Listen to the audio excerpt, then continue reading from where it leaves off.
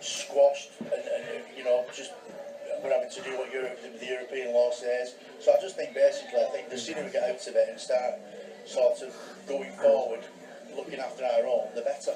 Tell me first of all what your politics are. So who do you vote for at general elections? I vote Labour. Always have? Always have. And when it comes to Europe, what's your position on that? I'm for integration with Europe. So you voted to remain. To remain. Jeremy Corbyn has been criticised for sitting on the fence, taking a long time to speak out on Brexit, make his position clear. Do you accept that? Jeremy Corbyn's been vilified by the media, the right-wing media in particular.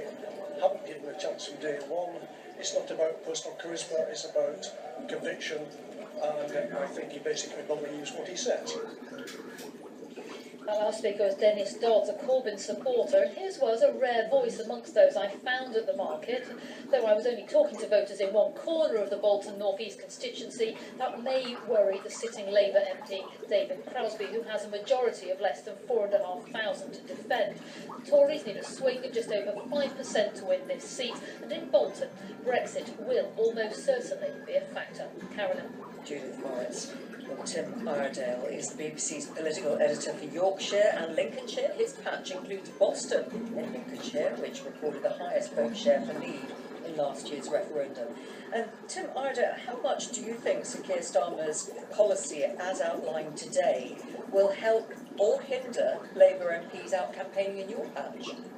Well, I cover arguably the most pro-Brexit region in the UK, parts of Yorkshire and Lincolnshire in particular, saw huge margins in favour of leaving the EU in last year's referendum. As you mentioned, Boston and Lincolnshire saw the highest vote in favour of Brexit. 3/4 of the population there chose to leave the EU. So the issue of Brexit and all the different variables that go with it are sure to play a big part in affecting how people will vote in the general election. Now, Conservative MPs, even those who supported Remain last year, are pretty confident voters in their area will fall into line and back the party once again as Theresa May seeks a fresh mandate.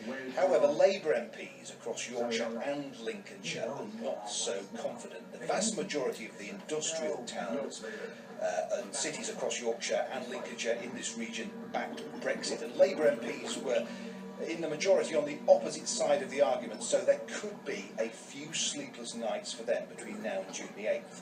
But won't it help Labour in the more Remain-inclined areas in your patch? You've got Keir Starmer saying he'd like Labour to say we'll stay in the customs union, allow people to come here if they've got a guaranteed job offer, you know, allowing some freedom of movement.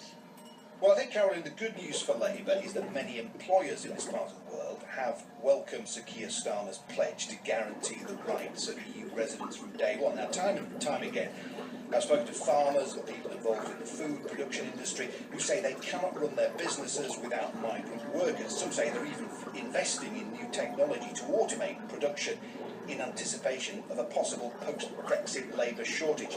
However, I'm not sure how that message will play out with many traditional Labour voters across Yorkshire and Lincolnshire who voted for Brexit because they believed it would lead to a curb on EU migration. Many would claim they've seen their wages undercut and undue pressure put on public services, schools and hospitals, which some say have struggled to cope because of an increasing population. So this is still a very tough issue for Labour. They promised to EU residents that they would be allowed to stay whether or not there was a